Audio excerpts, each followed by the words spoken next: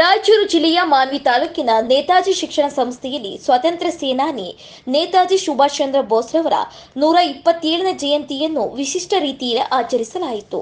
ಸದ್ಯ ಕಾರ್ಯಕ್ರಮದಲ್ಲಿ ಮಾತನಾಡಿದ ನೇತಾಜಿ ಶಿಕ್ಷಣ ಸಂಸ್ಥೆಯ ಅಧ್ಯಕ್ಷ ಕೆಇ ನರಸಿಂಹ, ಬ್ರಿಟಿಷರಿಗೆ ಸಿಂಹ ಸ್ವಪ್ನವಾಗಿದ್ದ ನೇತಾಜಿಯವರ ಕೆಚ್ಚೆದೆ ಆದರ್ಶಗಳನ್ನು ವಿದ್ಯಾರ್ಥಿಗಳೆಲ್ಲರೂ ಅಳವಡಿಸಿಕೊಳ್ಳಬೇಕೆಂದು ಕರೆ ನೀಡಿದರು.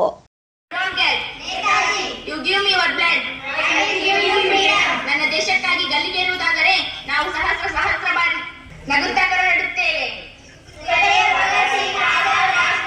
ಭಾರತ ಮಾತೆಯ ಸ್ವತಂತ್ರಕ್ಕಾಗಿ ನಗುತ್ತಾ ಗಲ್ಲಿಗೇರುವಂತಹ ಮಕ್ಕಳನ್ನು ಪಡೆದ ನಾನು ಭಾಗ್ಯಶಾಲಿ.